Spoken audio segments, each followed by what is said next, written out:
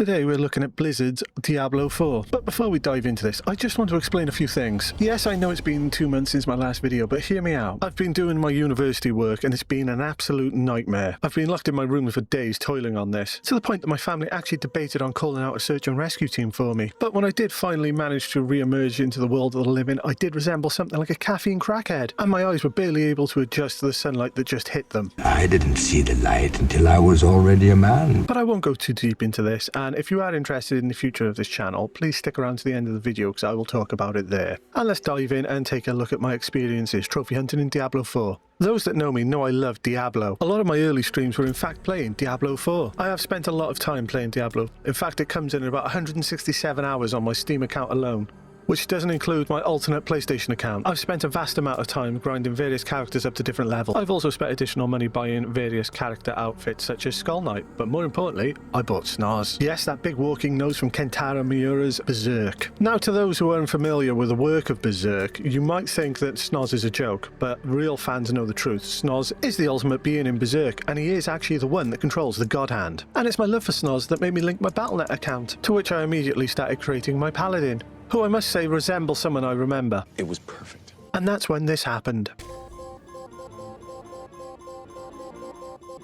Due to me linking my Battle.net account to get Schnoz, I had accidentally unlocked 64% of the trophies, without even lifting a finger. I did toy on not doing this video because of unlocking so many of these trophies, but I did realise that I have not unlocked the Paragon 200, which I thought was a bit weird, as I already have a character, Paragon 200. I just want to say as well, the more I actually played as the Paladin, I started thinking that Homelander reminds me of a certain deity from the Diablo 4 universe.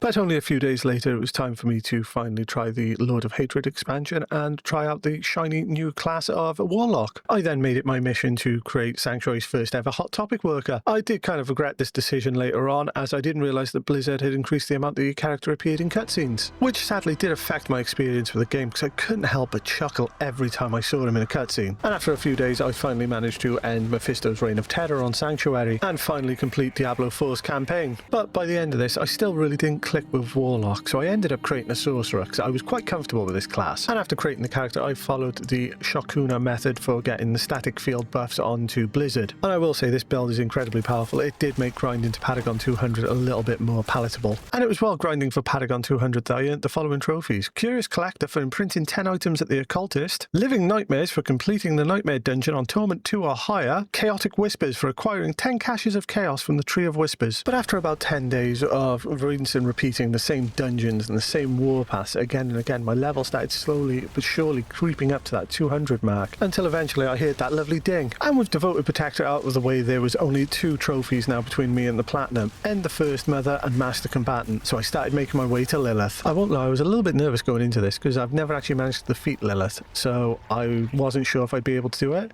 but I absolutely wiped the floor with her. I one-tapped her, and I owe it all to the Shokuna guide that I used. That class is silly. And with the only trophy being between me and the Platinum being Master Combatant, I headed to the nearest PvP zone, to which then I quickly found out that the PvP zones actually are pretty dead in Diablo 4. So I had to call in a friend and ask a favour to see if they would help me boost this trophy. And with their assistance, I managed to pop the Master Combatant and ultimately the Platinum Trophy Arise Champion. And with that in the bag, that is my Platinum Trophy for Diablo 4 acquired.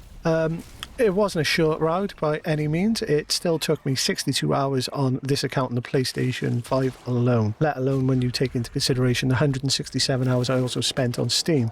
So that is, what, 229 hours? You know, I won't break it down and like say how it was, you know, tricky, this, that and the other. This game has been optimized so much now that it is a lot easier to play the end game. I really have to praise Blizzard for what they've done here. They have really worked hard on this and improved the game all in all. I really like the improvements that have been made across the board. The cube, that's brilliant. I have barely even scratched that, but it is an excellent addition to it, and it does make the end game more rewarding. Now, that being said, the actual acquiring the Platinum Trophy wasn't really that hard at all. I believe PSN Profile and that give Diablo 4 a 9 out of 10. Even with me acquiring so many of these trophies, I will say it's probably more of a 5, maybe a 6 out of 10. I personally didn't feel it was that difficult, but it could be a case of where I've played it so much I know it off by heart. But all in all, if you're looking for just a simple game game that you can point, click, and enjoy the dopamine fix of hitting high numbers every time you attack an enemy, this is definitely the game for you, and I really would recommend it. It's been improved so much now that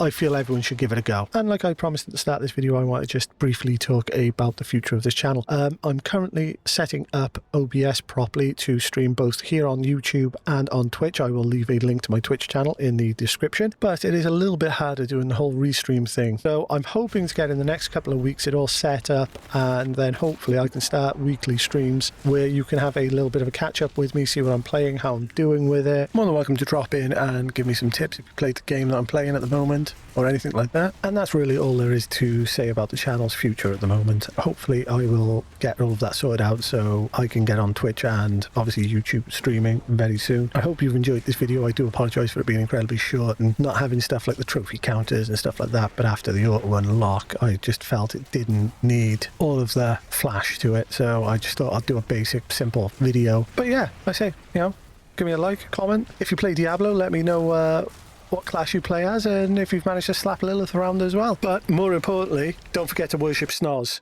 I'll see you in the next one, guys. Take it easy.